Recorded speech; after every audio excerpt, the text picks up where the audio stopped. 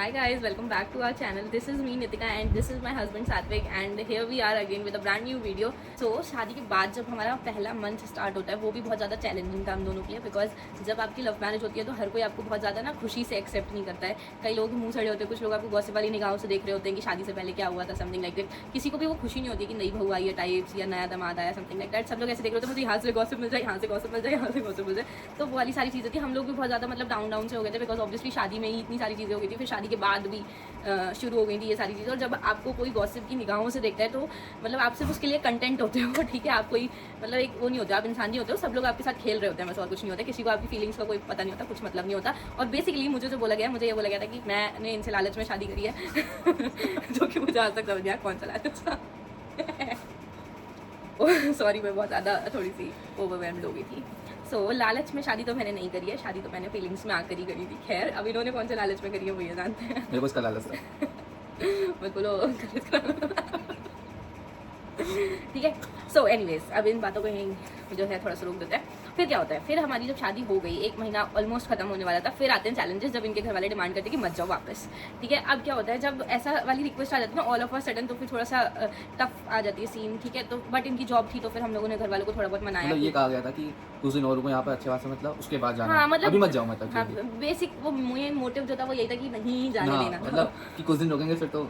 हाँ ठीक है ठीक है ठीक है. अब क्या होता है, अब वापस जाने के लिए देखो, एक जब लड़का जब खुद के दम पे चल के जाता है ना, वो 4.5 भी लेके गया था, वो जाके वहाँ किसी के भी साथ एडजस्ट हो सकता था. ठीक है, लेकिन जब वो अपनी वाइफ को लेके जाते हैं तो उसके ऊपर 1000 रिस्पॉन्सिबिलिटी होती है, जो कि इनके पास बजट नहीं था. ऑब्वियसली मेरे पास भी नहीं था.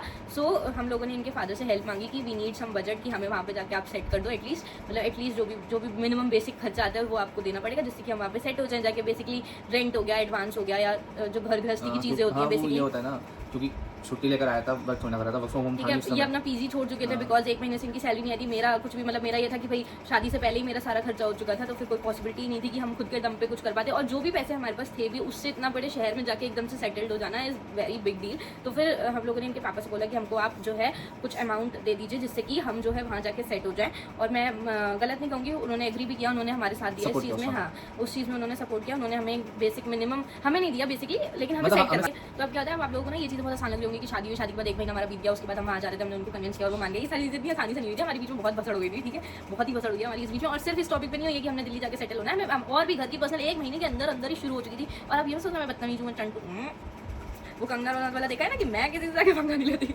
इंसान मुझसे आके पंगा लेता है. फिर मैं उसको छोड़ती नहीं हूँ. अरे ऐसा कुछ नहीं है, मतलब जस्ट जोकिंग, ऐसा ही है. इसका तो पता नहीं है, मुझे जरूर पिटवाएगी इस वीडियो के बाद. अरे यार देखो, serious on serious very serious note. ठीक है, देखो ऐसा होता है कि मैं जो है बेसिकली स्टार्ट नहीं करती हूँ, बट मुझसे बर्दाश्त नहीं होता है. मेरे अंदर ये कमी है. मतलब मैं चापलूस नहीं हूँ, मैं बटरिंग नहीं कर सकती. मैं जो है मेरे अंदर पता है क्या चीज़ है, अगर मेरे अंदर कोई फीलिंग्स है ना, मैं अगर इनको समझा रही हूँ ठीक है इन्होंने मान लिया, बट अगर ये सामने वाले को नहीं समझा पाते ना मेरी बात, तो मुझे फिर ये होता है लाओ तुम नहीं समझा रहे, कोई बात नहीं मैं ही जाकर समझा देती हूँ. और फिर मैं बहुत ज़्यादा आउटस्पोकन हूँ. मैं हमेशा बहुत अपने लाइक मैं सिंगल गर्ल चाइल्ड रही हूँ, तो मैं हमेशा से ऐसा रहा है कि मैं बहुत छोटे से काम कर रही हूँ कर करके. फिर एक्सट्रोवर्ट हो जाता है इंसान, और जो एक्सट्रोवर्ट इंसान होता है उसके अंदर सबसे बड़ी जो बुरी ट्रेट होती है और एक एडवांस ट्रेट भी होती है, वो यही होती है कि वो बहुत ज़्यादा एक्सट्रोवर्ट होता है. और एक्सट्रोवर्ट इंसान नहीं सहन कर पाता जल्दी. और मेरे भी मतलब उसके दिल में जो आता है वो बात नहीं. हाँ, मतलब मैं बहुत रियलिस्टिक इंसान, उसे फर्क नहीं पड़ता कि सामने वाले को अच्छी लग रही है बुरी लग रही है. हाँ, और मैं मतलब आप ये थोड़ा कह लो कि मतलब मैं एकदम से बोल देती हूँ कि अच्छा ऐसा नहीं है, ऐसा है. मेरा ये सीन था. फिर इंसान को भले ही मेरी थोड़ी तेज आवाज़ बुरी लग जाती है, ये कह लो, तो वो चीज़ मेरी गलत है. मैं थोड़ी तेज आवाज़ में बोल जाती हूँ, बट इंसान क्या करेगा, कितना ही बर्दाश्त करेगा ना कहीं तो वो निकलती है. फिर बस मेरे अंदर हुआ कि मेरे अंदर सहनशीलता वाली चीज़ नहीं है कि अगर मेरे से कुछ गलत हो रहा है, कोई बड़ा ही इंसान है, चलो मैं चुप हो जाऊँ. मैं एक बार को चुप हो जाऊँगी, 2 बार को भी चुप हो जाऊँगी, लेकिन मैं बहुत देर तक शांत नहीं रह पाती हूँ. अब आपको ये समझ आ रहा होगा कि एक महीना तो नहीं, बेसिकली मतलब लास्ट के जो दिल्ली जाने से 10 दिन पहले से शुरू हुआ था और फिर दिल्ली जाने तक यही सीन रहा था कि क्यों जाओगे. हाँ, मतलब काफ़ी सारे पॉइंट्स थे, नॉट सिंगल पॉइंट. फिर क्या होता है, फिर हम लोग जाते हैं दिल्ली, और दिल्ली जाने के टाइम पे बजट का बहुत सारा इशू आता है, कितना चाहिए कितना नहीं चाहिए. उस टाइम पे भी काफ़ी सारी सिचुएशंस ऐसी होती हैं कि भसड़ हो जाती है. उसके बाद हम लोग फाइनली दिल्ली चले जाते हैं, सब कुछ सेटल्ड हो जाता है. बट कंटिन्यूसली हम लोग रहे होंगे, आई थिंक 1.5-2 साल रहे हम लोग दिल्ली, जब तक द्रव्य नहीं हुआ, जब तक हम लोग दिल्ली में ही थे. ठीक है, तो बेसिक क्या होता है कि जब तक हम लोग दिल्ली रहे हैं सिंस 2023 टू 2025, ठीक है, इन बिटवीन वो एक जो सिनेरियो रहता है ना, वापस आ जाओ वाला, वो कंटिन्यूस था. ठीक है, अच्छा इनके घर वालों को क्या सीन था कि उनको ये लग रहा था इनकी कोई परमानेंट जॉब नहीं है, जैसे बीटेक करके प्रॉपर्ली एक परमानेंट जॉब लगती है, वैसी वाली जॉब नहीं है. But he was earning high salary. हाँ, but he was earning, I was earning. ठीक है, अब जो द्रव्य है अनप्लान. ठीक है, द्रव्य का हम दोनों ने ही प्लान नहीं किया था, वो बस हो गया. ठीक है, अब ठीक है, उस चीज़ को अभी इतना ज़्यादा हाईलाइट मत कर देना. ठीक है। We are really blessed to have him. और आई थिंक हमें लगता है कि द्रव्य के आने के बाद से ही हमारी जिंदगी की जो एक वो थी प्लेटफॉर्म पे बिल्कुल चेंज हो गई। He was not agreed at all. He was like since मेरे 9th मंथ तक भी ही वॉज लाइक कि ऐसा हो सकता है कि अभी हम इसको हटा सकते हैं, I don't want a kid right now, what we are suppose to do. मतलब बहुत सारी चीजें ऐसे उनके अंदर ऐसी गट फीलिंग आती कहीं हमारी लाइफ जो खराब है उसकी भी ना हो जाए। मतलब कह सकते हैं ना कि बच्चा एक बहुत बड़ा डिसीजन होता है। हाँ, और exactly. फिर उस बच्चे को होने के बाद और फिर उसका पूरा लाइफ स्पैन तक बहुत टफ डिसीजंस होते हैं वो। खैर तो मैं वो तो उसके लिए रेडी आगे, नहीं था। हाँ वही, खैर वो तो आगे की बात होगी। अब हम थोड़ा बीच का जो रह गया वो बता देती हूँ मैं आपको। खैर क्या सिचुएशन होती है कि हम लोग जब दिल्ली शिफ्ट हो जाते हैं तो कंटिन्यूसली वाली सिचुएशन आती है कि आ जाओ आ जाओ आ जाओ करके बेकार में मार रहे हो बेकार में। हम दोनों को बहुत ज़्यादा अंडर एस्टिमेट किया गया कि तुम लोग जितना भी कमा रहे हो, भले ही तुम लोग मतलब परमानेंट जॉब नहीं है बट जो भी जॉब कर रहे हो वो चीज़ बेकार है। ठीक है, हम लोगों को बोला गया कि तुम लोगों का जो खर्चा है वो कम से कम 1.5-2 लाख रुपया है और तुम लोग कमा रहे हो सिर्फ 40-35, उससे कोई मतलब नहीं है, उससे कुछ नहीं हो पाएगा। और मतलब ये सारी चीज़ें ना हमें डिमोटिवेट करती रही अगेन एंड अगेन। और उस टाइम पे क्या होता है जब लड़के की शादी होती है, लड़की की भी शादी होती है, मुझसे एकदम से मेरी शादी के बाद बोला जाए कि मेरे मम्मी पापा गलत हैं तो ऑब्वियसली मैं नहीं मानूंगी।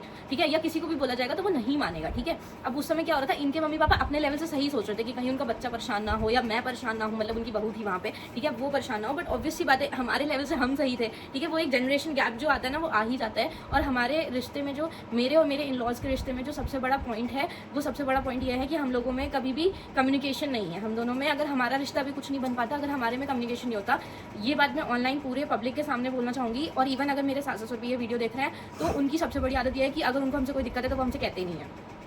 ठीक है, अगर अब जब आप ही हम दोनों से बात नहीं कर रहे हो, मैंने लिटरली बहुत बार कोशिश करा कि वहाँ बैठूँ उन लोगों से बात करूँ कि कोई भी अगर प्रॉब्लम है मेरे से तो मेरे से डिस्कस करो। 1-2 दिन तक सब कुछ सही रहता है, उसके बाद फिर से सब कुछ बैक टू मतलब वो बेसिकली क्या है ना, वो हम लोगों को कुछ नहीं समझते। बेसिकली क्या है कि वो हमें मैच्योर समझते हैं, उन्हें लगता है कि हमने मैच्योरिटी में अपनी शादी का डिसीजन ले लिया। इमेच्योर डिसीजन हम लेते हैं। दूसरा चलो ठीक है, मैं मान लेती हूँ कि हमारी शादी छोटी उम्र में हुई थी या फिर हम लोगों ने मैच्योर डिसीजन लिया था, but now we are married, now we are parents. हम लोग भी थोड़े बहुत जो है मैच्योर होते जा रहे हैं, धीरे धीरे हम लोग भी लाइफ से एक्सपीरियंस कर रहे हैं। और एज अ पेरेंट अगर आप बैठ के हमें 100 बार भी समझाओगे तो आप गलत नहीं हो जाओगे। और अगर हम नहीं भी समझ रहे, आपको 10 बार भी समझाना पड़ रहा है, ठीक है, इसमें कोई गलत बात नहीं है। मेरा क्या है, मैं थोड़ी वनरेबल हूँ, मैं थोड़ा बोल जाती हूँ। ठीक है, एंड मैं अपने पापा से भी बोल जाती हूँ, मैं अपनी मम्मी से। इसका मैं इस चीज़ को जस्टिफाई नहीं कर रही हूँ कि मैं ठीक हूँ कि मैं बोल जाती हूँ, लेकिन क्या होता है कि पॉइंट ऑफ व्यूज़ जो है वो बहुत ज़्यादा इंपॉर्टेंट होते हैं। मुझे ऐसा लगता है कि अगर मैं अपने सास ससुर से बैठ के कोई बात करती हूँ तो वो सास ससुर से ज़्यादा ना 4 जो इर्द गिर्द वाले होते हैं ना वो ज़्यादा उनको समझा देते हैं, मैं कम समझा पाती हूँ। ठीक है, अब क्या होता है, मेरे जो फादर इन लॉ हैं या मेरी जो मदर इन लॉ हैं, उनके अंदर एक आदत और भी है, वो हमसे तो नहीं कहते, वो सबसे कह देते जाके जो भी बात होती है। तो फिर सारे लोग अपना अपना पॉइंट ऑफ व्यू देते हैं। जो सारे लोगों के जो 50 पॉइंट ऑफ व्यू आए होते हैं उसमें से वो उनको जो सबसे सेटिस्फाइंग लगता है वो उसको चूज करके उसको पकड़ के बैठ जाते हैं। लेकिन उन्हें ये नहीं पता उनके बच्चे किस चीज़ से जूझ रहे हैं, उनके बच्चों के दिमाग में क्या चल रहा है। 10 मिनट बैठ के उनसे बात कर लें, वो सिर्फ हमसे 10 मिनट बैठ के, अगर जब भी शादी के बाद उन्होंने हम लोगों से बात करी है तो वो सिर्फ हम लोगों पे एलिगेशंस लगा रहे होते हैं, या फिर वो जो भी उनको जो 50 पॉइंट ऑफ व्यूज आए हैं उसमें से जो जो उन्हें क्लैरिफिकेशन चाहिए होती है वो हमसे वो मांग रहे होते हैं। वो हमसे क्लैरिफिकेशन मांगते हैं, हम उनको दे देते हैं, बीच में फसड़ हो जाती है, डिस्कशन खत्म। ठीक है, तो अभी आई नो अगर वो लोग देख रहे होंगे तो वो मे भी हो सकता है थोड़ा नाराज हो, बट ये हमारा पॉइंट ऑफ व्यू है। हमें ऐसा लगता है कि हमारे और उनके रिश्ते के बीच में कॉन्वर्जेशन नहीं है। अगर वो कॉन्वर्जेशन स्टार्टिंग से बिल्डअप की गई होती, अगर हमें एज किड्स देखा गया होता, ना कि अगर हम लोगों ने इतना बड़ा डिसीजन ले लिया, तो हम लोग इतने बड़े तो नहीं थे ना, वो इमेच्योरिटी में ही डिसीजन लिया हम लोगों ने शादी का। ठीक है, तो हम बच्चे ही थे वहाँ पे। तो अगर बच्चे गलती करते हैं तो फिर अगर आप 100 बार भी हमसे बात कर लेते तो शायद आज हमारा रिश्ता बहुत ज़्यादा अभी है मजबूत है, बहुत ज़्यादा मजबूत है। We are all happy together, but हमारा रिश्ता बहुत अच्छा होता। ठीक है, अब आगे बढ़ते हैं। इन सारी चीज़ों को यहीं छोड़ देता, वरना मुझे तो मैं रो ही जाऊँगी। ठीक है, खैर नहीं रोएंगे।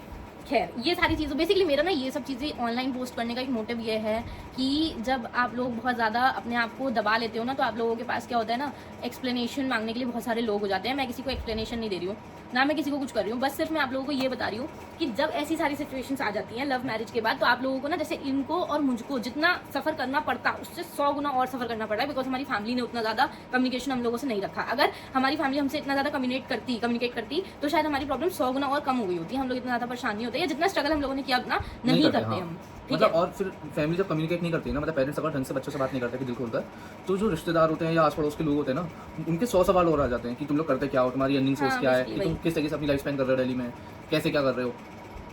बेसिक क्या है ना, हमारे पेरेंट्स ने बेसिकली इनके पेरेंट्स ने या मेरे पेरेंट्स ने, जब भी मेरे पेरेंट्स तो नहीं, उन्होंने तो इतना नहीं वो किया है। ठीक है, मेरे पेरेंट्स को तो खैर मैंने अपनी प्रॉब्लम से काफ़ी दूर रखा है, बिकॉज ऑब्वियसली वो लोग बिल्कुल अकेले रह गए मेरी शादी के बाद, तो उनसे मैं क्या ही डिस्कशन करूँ। खैर इतनी ज़्यादा प्रॉब्लम्स है भी नहीं, बट ठीक है, वो हमारी लाइफ की प्रॉब्लम से देखा जाएगा।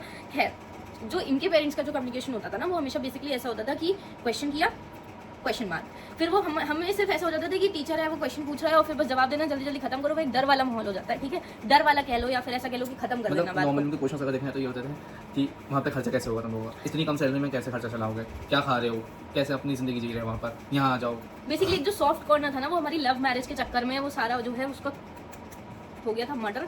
ठीक है, बेसिकली वी नीड उस टाइम पे सॉफ्ट कॉर्नर, और वो सॉफ्ट कॉर्नर हमने खुद ही ने अपने आप पे से हटा लिया था क्योंकि हमने लव मैरिज कर ली थी, तो वो सॉफ्ट कॉर्नर का जो है वो मर्डर हो चुका था। और सॉफ्ट कॉर्नर जिस चीज़ की हम उम्मीद कर रहे थे वो हमें खुद ही नहीं करनी चाहिए थी, एक्चुअली हम ही लोग ठीक है। खैर एनीवेज, मैं उन लोगों को भी कुछ नहीं कहूँगी, वो लोग अपनी जगह देखो सही थे, उनकी फीलिंग्स बहुत ज़्यादा हर्ट हो चुकी थी हमारी शादी के डिसीजन से, वो ऑलरेडी बहुत ज़्यादा परेशान थे और 4 जनों ने उन्हें भी 1000 बातें सुनाई ही थी, ठीक है। बस इन सब में मज़ा पता है किस लिए लिया, जो हम लोगों से जलते हैं ना, जो हमारे एकता से, जो फैमिली से जलते हैं, जो इन सब चीज़ों से जलते हैं, उन लोगों ने मज़ा लिया है, बस और कुछ नहीं हुआ है, ठीक है।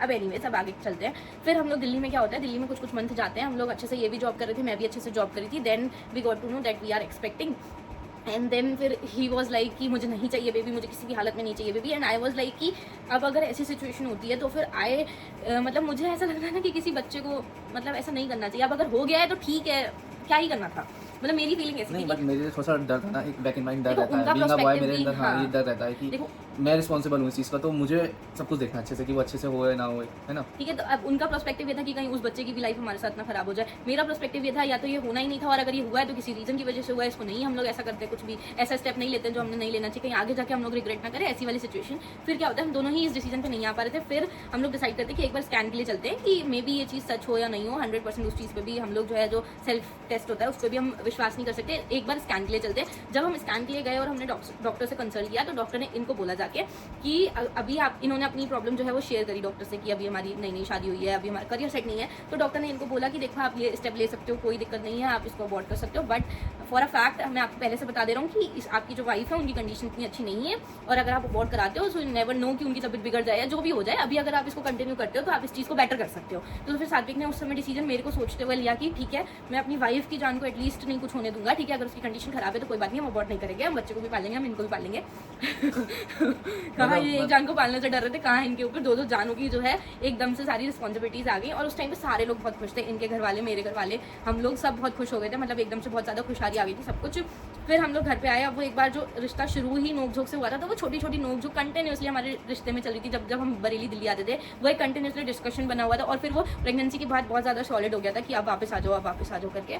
बट सात्विक को लग रहा था कि यहाँ पर वो इतनी अच्छी लाइफ मुझे नहीं दे पाएंगे। ड्यूरिंग माई प्रेगनेंसी वहाँ पे ज़्यादा अच्छी लाइफ थी, बिकॉज सात्विक को ऐसा लगता था कि वहाँ पे बहुत ज़्यादा चीज़ें जो हैं वो आसपास हैं, वहाँ पे 1000 चीज़ें हैं, डॉक्टर्स हैं। हालांकि सात्विक के पापा ने ये भी बोला था कि अगर हम लोग डिलीवरी यहाँ बरेली में करते तो वो सारा खर्चा उठाएंगे। बट सात्विक को ऐसा लगता था भाई एक लड़का है, ठीक है, अब उसने इतनी सारी चीज़ें अपने ऊपर डिसीजन ले ली, उसको भी थोड़ा सा वो फील हो रहा था कि अब ये भी चीज़ अगर पापा ही करेंगे तो कैसे हो पाएगा। वो भी थोड़ी चीज़ें अपने ऊपर ले रहे थे। तो हम दोनों ने एक म्यूचुअल कंसेंट बताया कि यहाँ पे सारी चीज़ें उपलब्ध हैं। हम लोग जो है सेंट्रल हॉस्पिटल में अपना चेकअप में कराने लगी। स्टार्टिंग फेज में मैं यहीं आके अपना स्कैन वगैरह कराती थी, दवाइयाँ भी मैं यहीं से लेती थी बरेली से, जो कि मेरे ससुर जी सारा पे करते थे।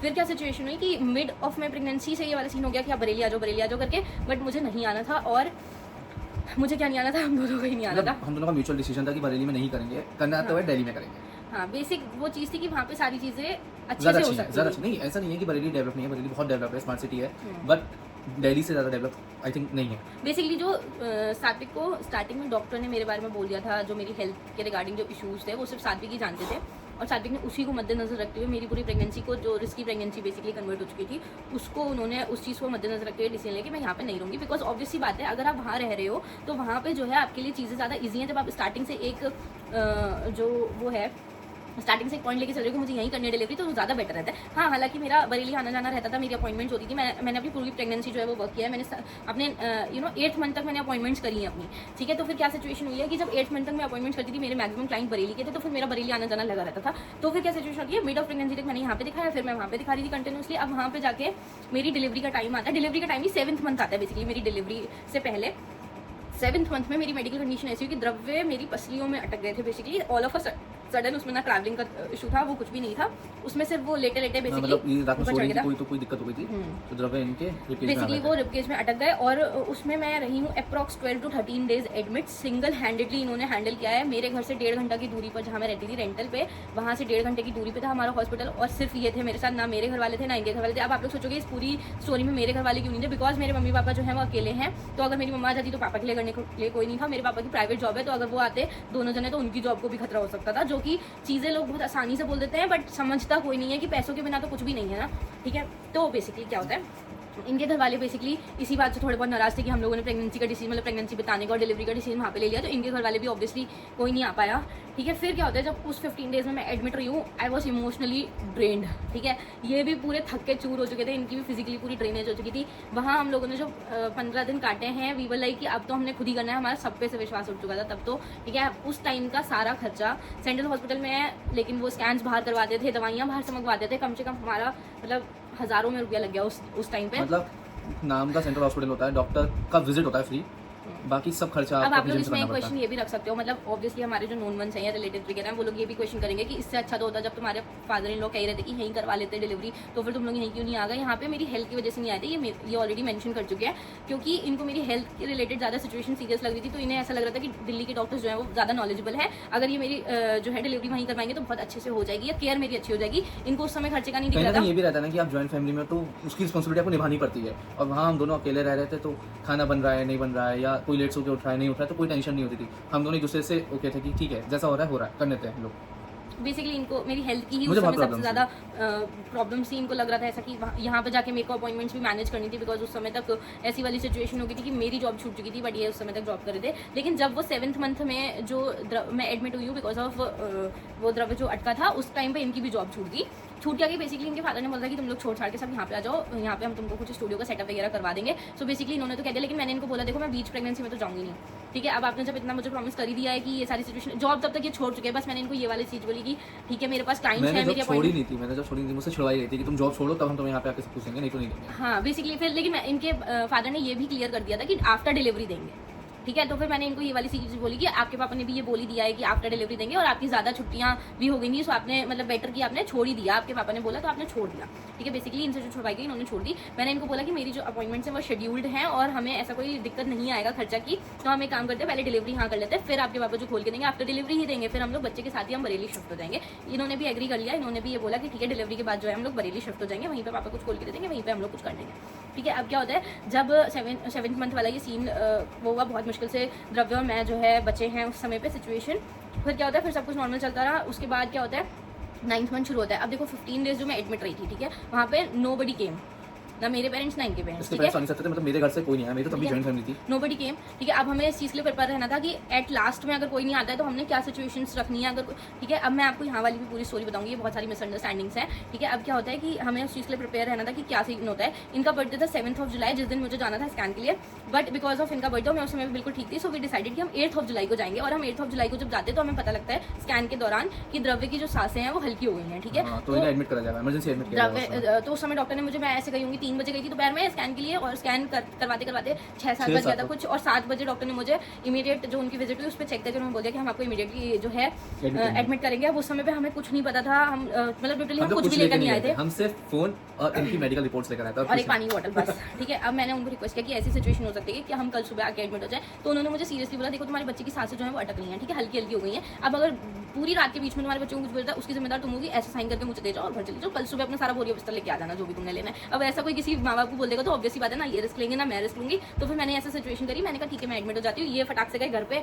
फिर पहले तो मुझे एडमिट कराने में ही 1-1.5 घंटा लग गया, पूरे पेपर वर्क्स वगैरह सब कुछ होता है, बेड इशू होता है, सब कुछ सारी चीज़ करते करते करते करते रात के 9 बज गया। 9 बजे जाके ये घर गए हैं, घर जाके घर भी 1.5 घंटा दूरी पर था, घर जाके कुछ जो भी इंपॉर्टेंट सामान था, हालांकि इतना हम लोगों ने पहले से डिस्कशन कर रखा था कि हॉस्पिटल जब एडमिट होंगे तो हमने क्या करना है क्या नहीं करना है। ठीक है, तो ये तो पैनिक हो जाता था, मेरे हाथ कांप जाते थे कि और करना आई क्या वाज है। लाइक, मतलब मैं प्रेग्नेंट हूँ और आई वाज लाइक दिस कि अगर मुझे पेन होता है पहले यहाँ कॉल करना, पानी की बोतल रखना, चार्जर रखना। आई वाज द वन जो मैं इनको समझा रही एंड थी। मंथ्स में हम लोगों ने ना प्रॉपर एक बैग्स रेडी कर रखे थे कि हाँ। अगर सडनली कुछ होता है तो हमें ये बैग पिक करना और चलना है। मतलब ये मुझे पता है क्या क्वेश्चन, मतलब घबराना मुझे चाहिए था, ये मुझे क्वेश्चन पूछते थे हम 4th फ्लोर पे रहते हैं, जीने हैं तो मैं तुम्हें नीचे कैसे लेके जाऊंगा, तो मैंने सजेस्ट कर रही होती थी इस वाले पड़ोसी को उठाना, नीचे अंकल को कॉल करना, एम्बुलेंस वाले को बोलना। खैर इसके बाद बहुत सारे रोलर कोस्टर्स ऐसे होते हैं कि मतलब जो लाइफ में चलते ही रहते हैं बेसिकली। पूरी डिलीवरी से लेके आगे की पूरी ज़िंदगी जो है वो ऐसे उथल पुथल हो चुकी थी। अब इसके आगे की सिचुएशन क्या होती है ये हम आपको बताएंगे पार्ट 2 में, बेसिकली पार्ट 3 में हमारी लव स्टोरी का, बिकॉज ये पार्ट बहुत ही ज़्यादा लंबा हो जाएगा, ऑलरेडी बहुत ज़्यादा लंबा हो चुका है। आगे भी बहुत ज़्यादा इंटरेस्टिंग चीज़ें हैं, आप लोगों को पता लगेगी।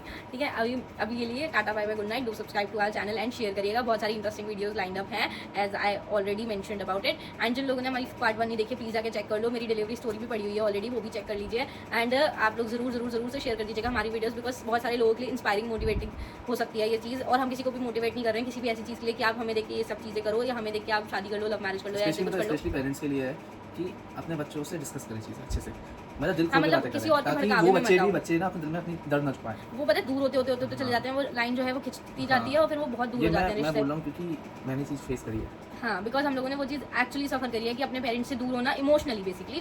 फिजिकली आप उनके साथ ही रह रहे हो, आप सेम घर में रह रहे हो, लेकिन आप इमोशनली उनसे बहुत दूर हो चुके हो, जो कि शायद उन्हें भी रियलाइजेशन नहीं है कि वो लोग किसी और के भड़कावे में आके क्या कर रहे हैं। बेसिकली हमारा जो सपोर्ट है वो बहुत सारे ऐसे लोगों ने किया, जैसे इनके फ्रेंड्स ने सपोर्ट किया था, मेरे फ्रेंड्स ने सपोर्ट किया था, ऐसे ही काफ़ी सारे इनके फैमिली मेंबर्स, इनके जो रिलेटिव्स भी हैं उन लोगों ने भी हमारा काफ़ी सपोर्ट किया है। चाचा जी हो गए, चाची जी हो गई, हज़ार ऐसे लोग बहुत हैं family जिन members लोगों ने हैं हमारा सपोर्ट किया है और हमारा हमेशा साथ दिया है। अगर यही सपोर्ट हमें हमारे पेरेंट्स से मिल जाता, बेसिकली इनके मम्मी पापा से मिल जाता, तो आज चीज़ें बहुत ज़्यादा बेटर होती है। और हम ये रिक्वेस्ट करेंगे कि कोई भी इंसान हमें देख के ऐसी कोई भी सिचुएशन मत लेना, क्योंकि आज हम लोग यहाँ इतने तसल्ली से इसलिए बैठे हुए हैं क्योंकि हम लोगों ने बहुत सारी चीज़ें फेस करी हैं और आप लोगों को लग रहा होगा आप लोगों को लग रहा होगा कि अभी सब कुछ सेटल्ड है, बट अभी सब कुछ सेटल नहीं है। Still we are suffering, still we are facing चीज़ें जो कि अभी आगे आने वाले टाइम में बट सेट मैं हो ये कहना जाएंगी। चाहूँगा पेरेंट्स से, हर पेरेंट्स से, कि अपने बच्चों को समय दें। आपको दर्द नहीं करना है। ठीक है दादा, गुड नाइट, बाय।